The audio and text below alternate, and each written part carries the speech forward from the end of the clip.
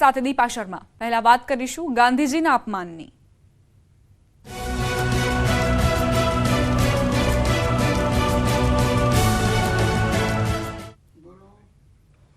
રાહુલના વખાણમાં ખુદ કોંગ્રેસ નેતા જ ભાન ભૂલ્યા। કોંગ્રેસ નેતા ઇન્દ્રનીલ રાજ્યગુરુએ બફાટ કર્યો। જાહેર મંચથી કોંગ્રેસ નેતાએ મહાત્મા ગાંધીનું અપમાન કર્યું। રાજકોટમાં પરેશ ધાનાણીના પ્રચારમાં ખુદ કોંગ્રેસ નેતાએ મહાત્મા ગાંધી અંગે બફાટ કર્યો જ। ધાનાણીના પ્રચારમાં કોંગ્રેસ નેતા ઇન્દ્રનીલ રાજ્યગુરુએ કહ્યું કે મારા શબ્દો લખવા હોય તો લખી દેજો। આ દેશમાં બીજો ગાંધી પાકશે તો એ રાહુલ ગાંધી હશે। એક સચ્ચાઈના રસ્તે ગાંધીજીમાં તો ક્યાંક લુચ્ચાઈ હતી અને આ તો સંપૂર્ણપણે નિખાલસ માણસ, એકદમ અણિશુદ્ધ સાચો માણસ। એટલું જ નહીં, રાહુલ ગાંધીના વખાણ કરવા જતા રાજ્યગુરુએ કહ્યું કે જેમને પપ્પુ ઠેરવવાનો પ્રયાસ કર્યો અને તેના માટે અબજો કરોડો રૂપિયા વાપર્યા અને એ અથાગ થઈને લડ્યા અને દેશ સ્વીકારે છે માણસ બરાબર છે।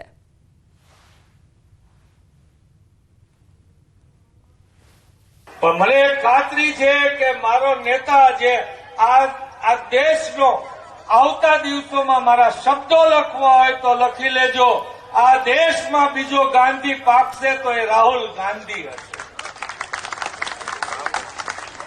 એક સચ્ચાઈના રસ્તે ગાંધીજીમાં તો ક્યાંક ઊંચાઈ હતી, ગાંધીજીમાં તો ક્યાંક ઊંચાઈ હતી, ગાંધીજીમાં તો ક્યાંક ઊંચાઈ હતી। આ તો માણસ સંપૂર્ણપણે નિખાલસ માણસ અને એકદમ અણિશીખ સાચો માણસ જેને પપ્પુ ઠેરવવાનો પ્રયત્ન કર્યો ને એના માટે અબજો કરોડો રૂપિયા વાપર્યા અને એ અડાગ લઈને લડ્યા અને આજે દેશ એને સ્વીકારે છે કે નહીં માણસ બરાબર છે।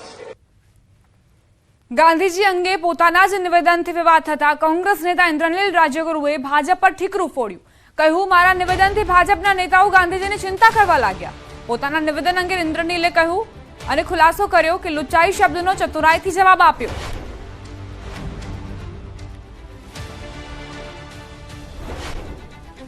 પહેલાં તો રાહુલજી ભોળા છે એવું મેં નહોતું કીધું।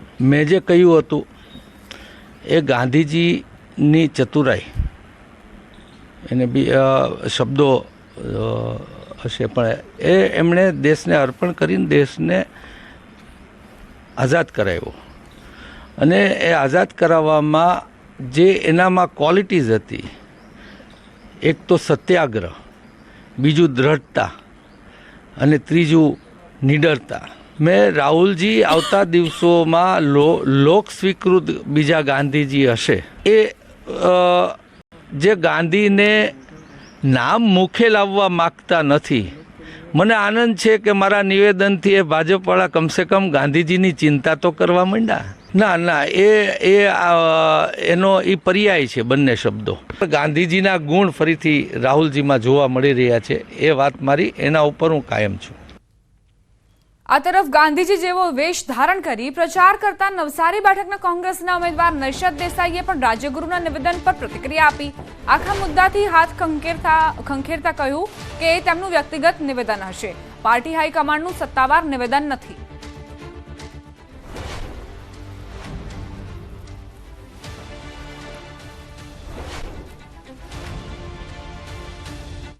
એમણે રાહુલ ગાંધીની નિખાલસતાની આ પ્રશંસા કરી એ ખરેખર સાચી વાત છે, બહુ આવકાર્ય છે।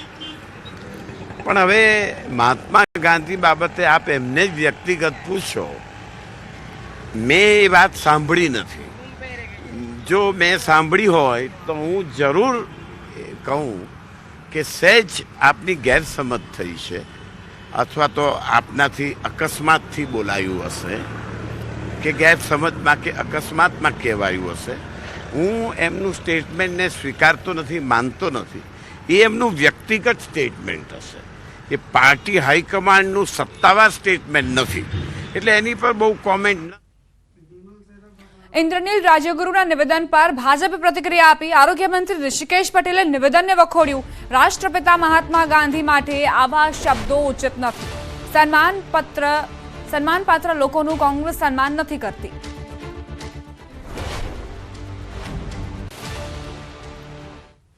હવે આમને શું કહેવું? સરદાર પટેલ, બાબા સાહેબ આંબેડકર, આ બધા વ્યક્તિત્વ કે જેને દેશને એક કર્યો, જેને બંધારણ અને બંધારણ થકી આ દેશને લોકશાહીમાં અમૂલ્ય પ્રદાન જેમનું છે એમને કોઈ દિવસ યાદ નહોતા કર્યા, એમનું સન્માન નહોતું કર્યું, પરંતુ ભારતીય જનતા પાર્ટીના મનમાં પડ્યું છે. હવે જે સન્માન, જે કરવા પાત્ર લોકોનું સન્માન પણ એ લોકો નહોતા કરી શક્યા. એ સરદાર પટેલને પણ વિસરાવવાનો પ્રયત્ન કર્યો, બાબા સાહેબને કેટલો અન્યાય કર્યો, ઇતિહાસ ગવા છે. અને અત્યારે રાહુલ ગાંધીની સરખામણી મહાત્મા ગાંધીજીની સાથે સરખામણી કરી અને બંનેના વ્યક્તિત્વ કે જે રાષ્ટ્રપિતા ભારત દેશના કહેવાય, એમના માટે આવા શબ્દો ઉચિત નથી. હવે આગળ વાત મહાસંગ્રામની.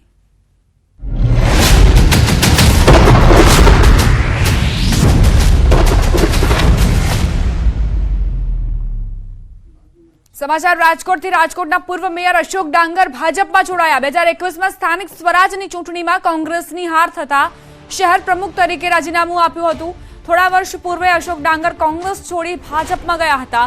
બાદમાં ભાજપમાંથી ફરી કોંગ્રેસમાં પરત ફર્યા હતા અને હવે ફરી પાછા કેસરિયા કર્યા છે.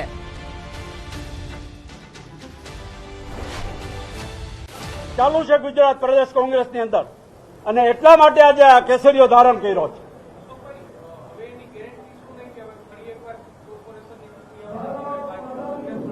ભાઈ આમાં કોઈની ગેરંટી હતી? ઇન્દ્રનીલભાઈ આગલે દિવસે જઈને પાછલા દિવસે આવ્યા હતા. ના, એટલે હું તમને જેના વિશે તમે પૂછવા માંગો છો એનો જવાબ આપું છું કે મારો ઈ તારો ની વાત છે. મારો ઈ સારો ઈ મારો નથી. એ સ્થિતિમાં જે હશે ત્યારે હું ત્યાં નહીં જાઉં.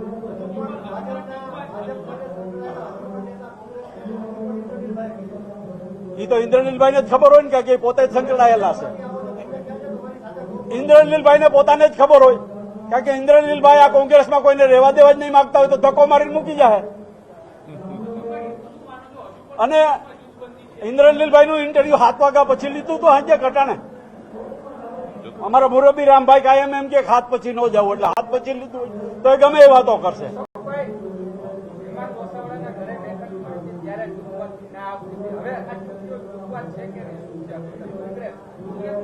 તેથી મેં કીધું હતું કે જે પરિસ્થિતિ હતી એમાંથી ઉમેદવાર જયારે ત્યાં આવ્યા, તમે જે પ્રશ્ન પૂછવા માંગો છો એનો જવાબ આપું છું. ઉમેદવાર વિશે ખુલીને વાત થઈ, ઉમેદવારની હાજરીમાં થઈ, અમારા પ્રદેશના પ્રભારીની હાજરીમાં વાત થઈ. પણ જો એનો અમલ જ ન થવાનો હોય, આજે અહીંયા ભરતભાઈ છે ઉમેદવાર, હમણાં જ અહીંથી ગયા, જો એમની સાથે ચર્ચા પછી જો એનું રિઝલ્ટ 20 દિવસ સુધી ન આવવાનું હોય તો જૂથવાદ છે એ નક્કી છે. એમાં ક્યાં નવી વાત છે?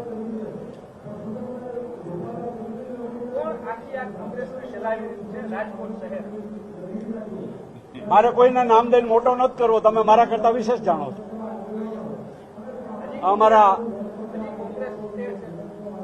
કોંગ્રેસ તો કાયમ તૂટવાની છે હવે, કારણ કે જે લોકોના હાથમાં ગુજરાત પ્રદેશ કોંગ્રેસનું શાસન છે, મેં તમને કીધું એના જેવી સ્થિતિ છે કે મારો ઈ સારો ઈ મારો નહીં. એ સ્થિતિ જ્યાં સુધી રહેશે ત્યાં સુધી કોંગ્રેસ તૂટતી રહેવાની છે અને તૂટશે. હું મારા એક મિત્ર પાછા અહીંયા આવી ગયા છે, રસ્તામાં હતા.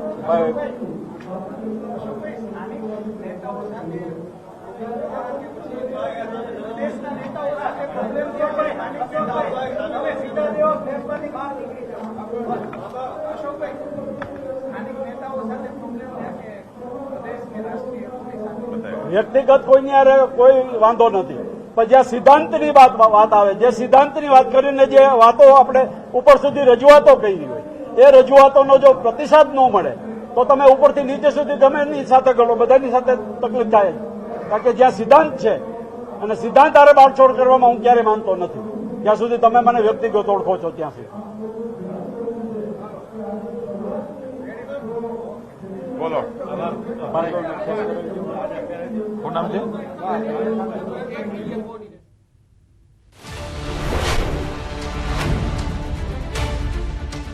તો અશોક ડાંગર જેઓ હવે ભાજપમાં જોડાઈ ગયા છે, કોંગ્રેસમાંથી ભાજપ, ભાજપમાંથી કોંગ્રેસ અને હવે ફરી એક વખત ભાજપનો ખેસ તેમણે ધારણ કરી લીધો છે. અને આ સાથે જ કોંગ્રેસ પર આકરા પ્રહાર કરતા જોવા મળ્યા. ઇન્દ્રનીલ રાજ્યગુરુ પર પણ ખૂબ વરસી રહ્યા છે અશોક ડાંગર, અને તેમણે એવા પણ આરોપો મૂક્યા કે જૂથબંધી છે કોંગ્રેસમાં અને એટલે જ તેમને ફરજ પડી છે આ રીતે ભાજપનો ખેસ ધારણ કરવાની.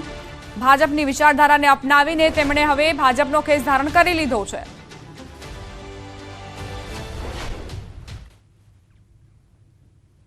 સુરત કોંગ્રેસ ઉમેદવાર રહેલા નિલેશ કુંભાણી સામે કોંગ્રેસ કાર્યકરોમાં હજુ પણ વિરોધ અને નારાજગી યથાવત છે. નિલેશ કુંભાણીના વિરોધ દર્શાવતા બેનરો અલગ અલગ વિસ્તારમાં લગાવવામાં આવ્યા. મોડી રાત્રે કોંગ્રેસના કાર્યકર્તાઓએ અલગ અલગ જગ્યા પર બેનરો લગાવ્યા. નિલેશ કુંભાણી અને કોંગ્રેસના ડમી ઉમેદવાર સુરેશ પડસાલાના બેનરો લાગ્યા.